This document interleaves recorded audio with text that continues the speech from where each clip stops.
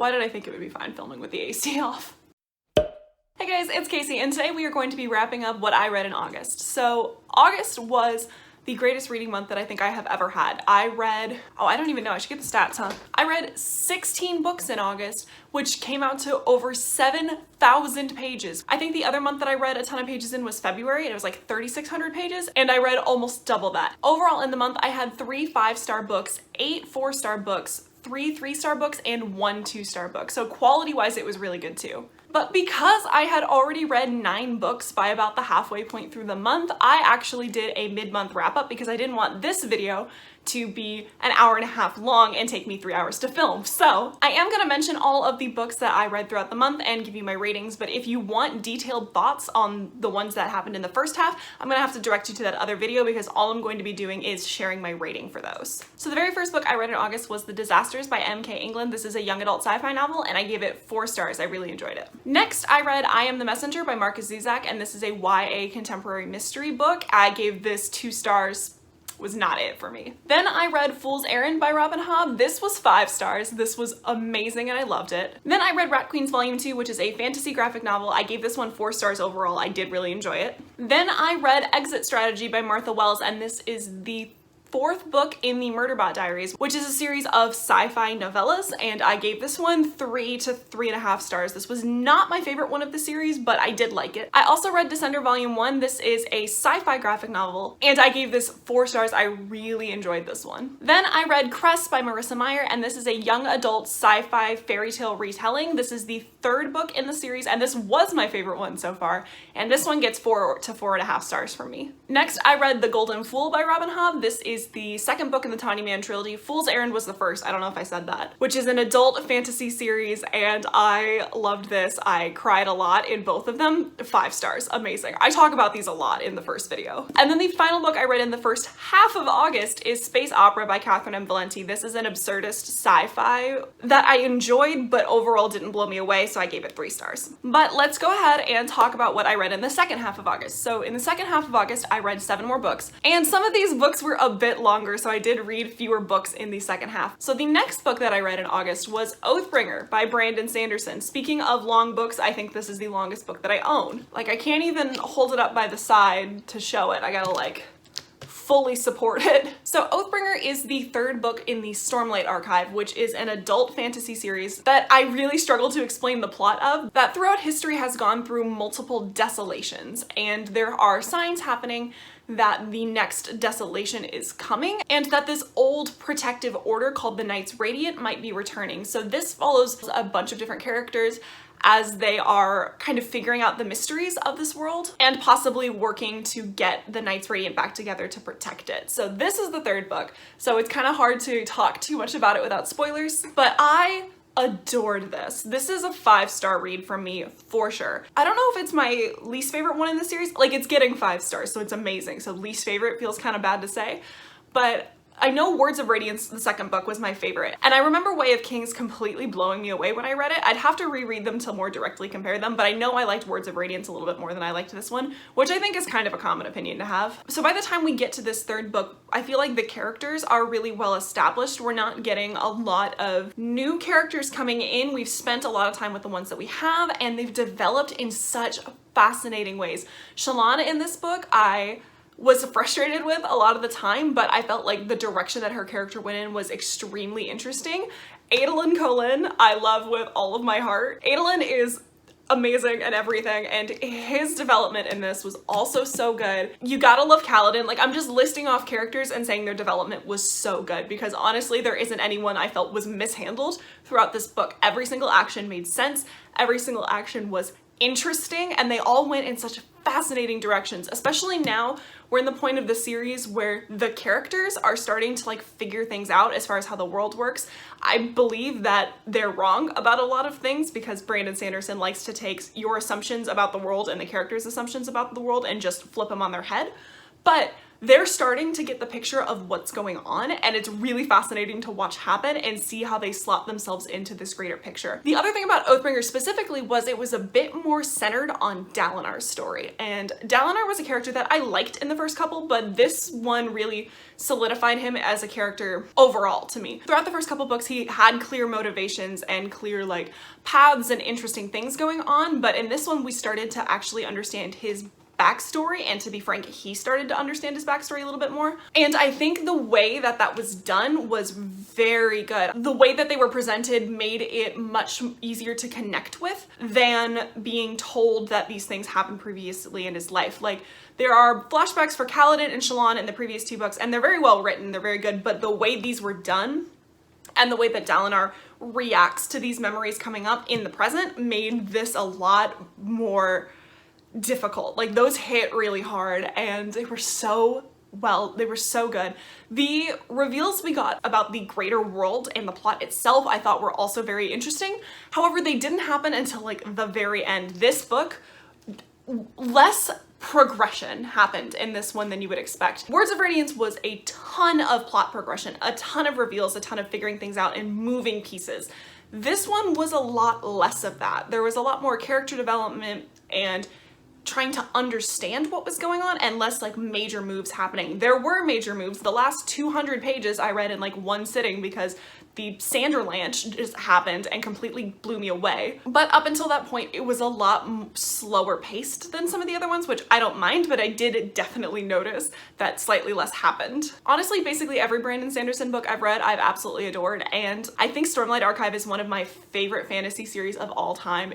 Every time I pick it up, it really surprises me how much I enjoy it, not because I'm not expecting to, but because as time passes, I'm just like, yeah, I really liked that. And then I pick it up and I'm like, oh my God, this is amazing. I'm sitting in my apartment reading about these characters that I connect to and I feel so much for, and I'm like shouting out loud, occasionally clapping, gasping and crying just because I feel so much. Like, I'm a very vocal and expressive person, and this book very much elicits that from me. I feel so much for these characters. I'm always so invested in it. I'm always sitting around thinking I could be reading Stormlight or I could be reading Oathbringer.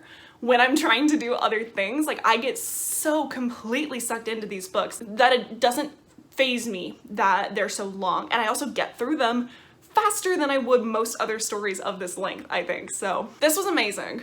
If you haven't read Stormlight yet, do so, I would say. The next thing I read was Princess Jellyfish Volume 1, and this is a manga series that I picked up kind of completely on a whim at my local library. And then later on in the month, I proceeded to get Volume 2 and also Volume 3. So I read 3 volumes of this, and they're not like short. These are pretty long manga. I'm gonna talk about these as a group because my thoughts are very similar on all of them, but I read these a little bit more spread out. Like, I think I read these 2 back to back, but I had a couple books in between the first one and when I read these throughout the month. But Princess Jellyfish is a contemporary slice of life romance manga, which, like, none of those are buzzwords for me usually, but I really enjoyed these. So this is a story about this girl who is very much kind of a shut-in. She lives with this group of other women who are very similar, and they live in this house together, and they're all very focused on one interest, and they don't ever interact with men. They don't socially interact with basically anyone other than each other, and they're very afraid of having to encounter stylish people. But our main character is very obsessed with jellyfish, and so she is visiting like a local pet store, and she sees that 2 kinds of jellyfish are put in a container together that can't live together, or one of them is going to die. And so she realizes she has to approach the shopkeeper to tell him that that can't be the case. And she does it, and she kind of stutters and fails, and eventually the stylish woman stops by and stands up for her, and they get everything figured out.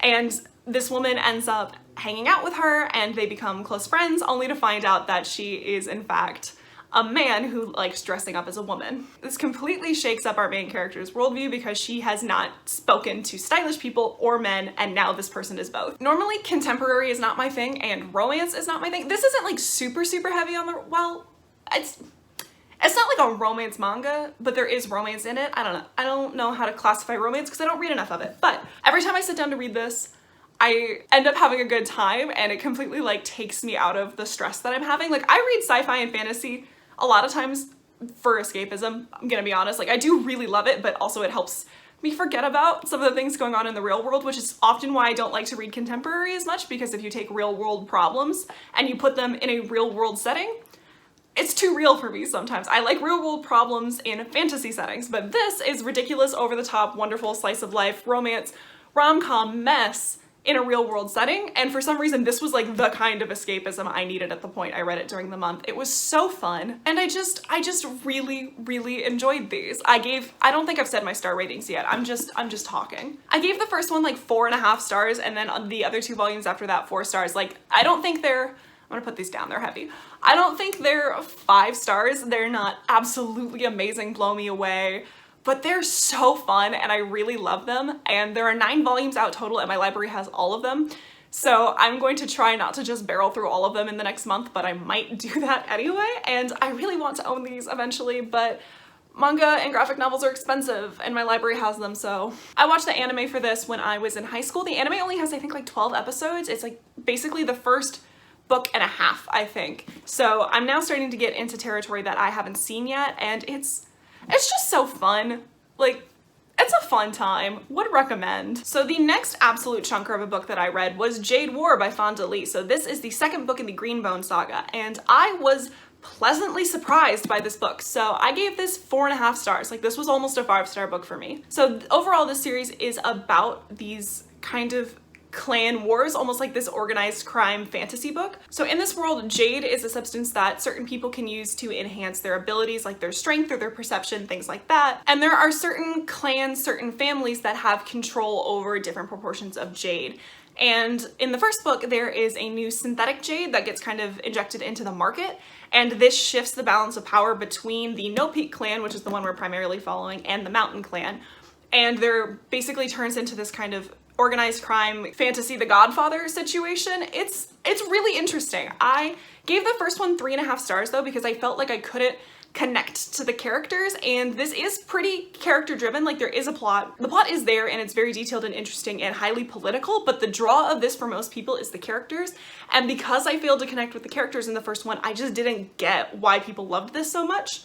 This time I get it a little bit more. So Jade War picks up just a little bit after the end of the first book. Oh, my wrist is tired. Why did I read so many heavy books? Why don't I have stronger wrists? So Jade War picks up just a little bit after the end of Jade City and follows mostly the same cast of characters as they are put into new positions because of the changes in power that happened in the first book. That's like as vague as I can be. By the end of the first book, I felt really connected to one character, Andon, and I continued to feel very connected to Andon in this one, and I felt myself get more connected to characters like Hilo and Shade throughout the rest of this. I originally was thinking this was a 3-star book until I got about halfway through, and then I read like the last 300 pages in one sitting because I had to know what was going to happen. Something very interesting about this book for me is that I am generally somebody who's very interested in the politics in a fantasy or a sci-fi series.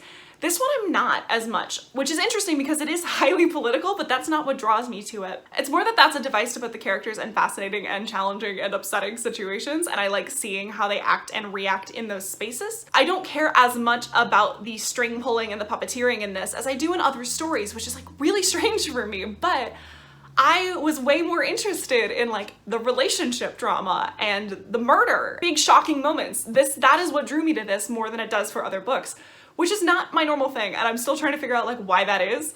But ultimately, when I finished this book, I thought I was gonna give it 3 or 4 stars. And then the more I thought about it, the more I realized that this book was extremely well done. I felt this way about Jade City too, but both of these books are so technically solid. Like, I can't point to major flaws other than my lack of connection to the characters, which appears to be more of a me experience than a universal one. I can't poke holes in the writing, the plot, the world building, anything. Like, it is so solid. And as I'm reading this one and as I'm seeing more and more of this plot unfold, I realize that Fonda Lee has written the most believable and impressive corruption arcs that I have ever read. And it's not even just one character, it's Hilo, it's Shay, it's even Andon to some extent. Like, every single person is going through this journey that is slowly changing them. And some of them are going at different paces than others. Some of them have more shocking moments, but they're all slowly being corrupted by the situation. And it's so well done. So one of my favorite books, The Poppy War, also kind of has a corruption arc, but that one, and I'm not saying it's not well done, but that one is done more by like large moments. So big, dramatic things happen, and that slowly shifts the needle in kind of chunks. This was a lot slower and more incremental. So the characters are put in a basically impossible situation, and they make a choice that is not great, but is reasonable. Like, you could see yourself making that call, and every single time they make a little bit of a concession, they tip a little bit further. It's to the point where you're 300 pages in and you're seeing someone snap someone else's neck and you're like, how did we get here? Like, we weren't here before, and suddenly we are, and it makes perfect sense. Like, there's no point in here where you're like, oh god, this character is suddenly becoming a bad guy. They just suddenly are, and it's been slowly happening. And it's so well done because the characters themselves are kind of changing the way they think about things as they go. You can see them making the concessions in their morality throughout the progression of this story, and it's amazing. Like, it is honestly my favorite part about this book, and I think it's so impressive that that alone means that this book is a 4 or 5, like a 4.5 stars for me, because I have never read a more believable and understandable corruption arc than I have in this book. That's it. That's all I have to say. I forget where in the month I read this because I was reading this for a different video. That video I think is going to be scrapped, so if you see me referencing a video that's coming out in September, it's not, so don't worry about it. But I'm also read World War Z, An Oral History of the Zombie War by Max Brooks, and oh, does this mess up my count from the original chart? I think that means I technically read 4 3-star books this month. I just completely forgot to write this one down on my list. Ooh. So this was a 3-star book for me. So this book is written as a series of interviews with people who have survived the zombie war. So basically a zombie apocalypse kind of happened and humanity is basically past it. So zombies are still around, but we moved past the extreme danger apocalyptic point and are starting to get things back and running and finding a new sense of normalcy. And this is just interviews with survivors and people during that, and they're reflecting on their time during this war. And I gave this 3 stars overall because I liked it, but I didn't love it. First of all, zombies and me, not friends, don't get along.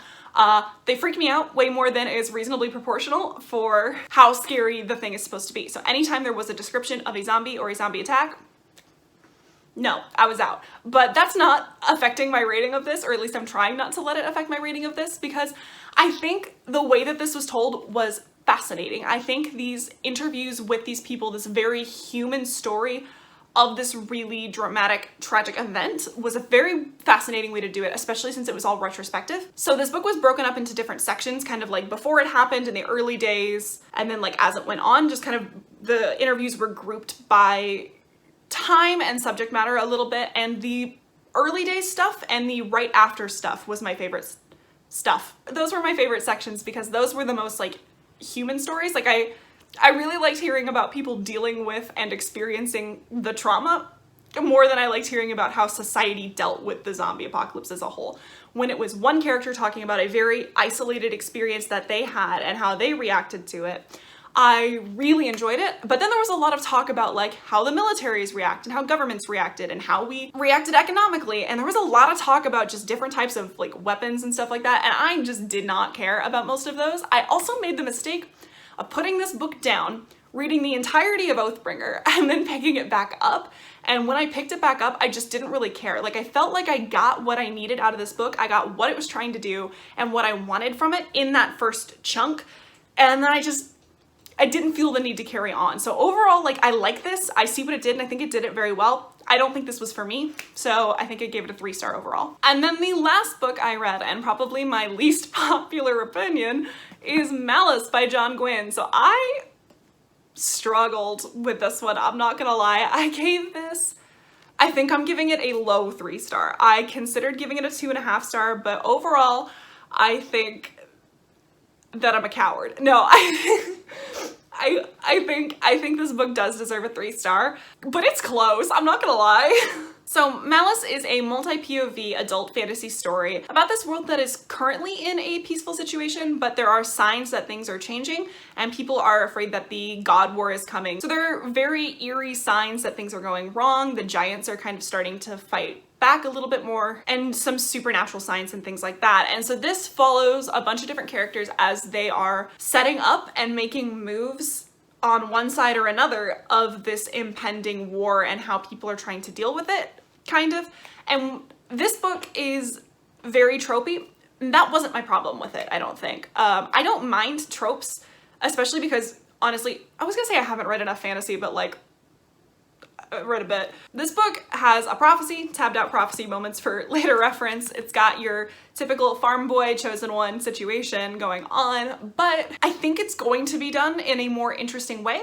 I just don't think it was yet. I think this book was very much a setup book, and I knew that going in. I knew a lot of people said that the rest of the series is better and that this one is even better in context of the larger series, but on its own, maybe not the strongest. But I feel like I've seen books do this kind of a setup book and do it better or in a more interesting way. I feel mostly nothing toward this book. Like this book was, I think I described it as, this book was aggressively fine. Like, the characters were fine. I didn't really love any of them. There were a couple that I enjoyed more than others, and I'm not gonna lie, some of them didn't make it throughout the end, which was a little upsetting, but that's not affecting my reading, I don't think.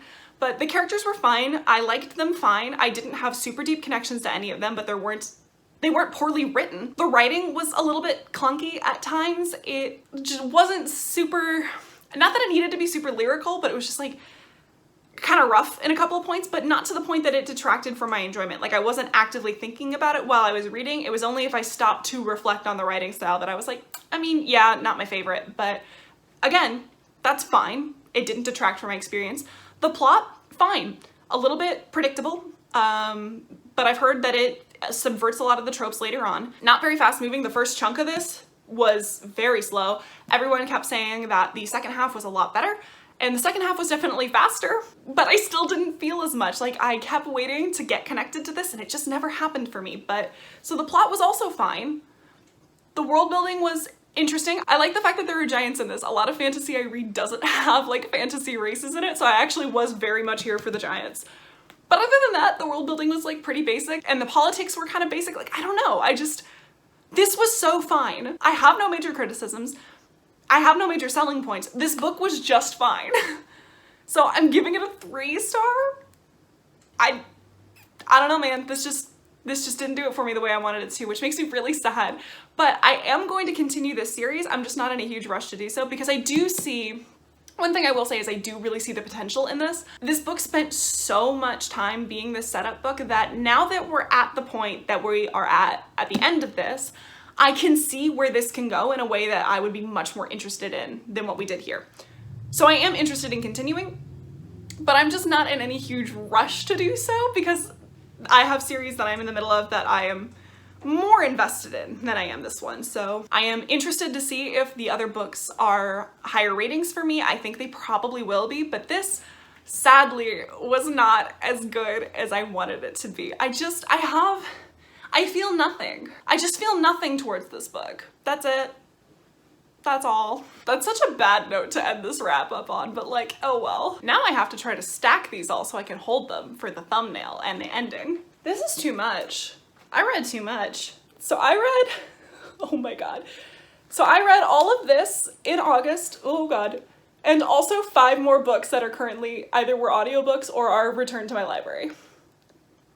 Who was I? This is insane. This is the most I've ever read. I don't think I can put these down without dropping them, so I'm going to try to do my outro like this. Okay, so I hope you guys had a good reading month. This is ridiculous. Please let me know what your favorite book was or what you read in August. Or if you've read any of these and want to chat with them, unless you want to drag me about my Malice opinions, please comment down below.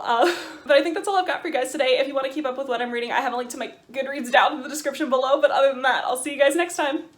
Ah!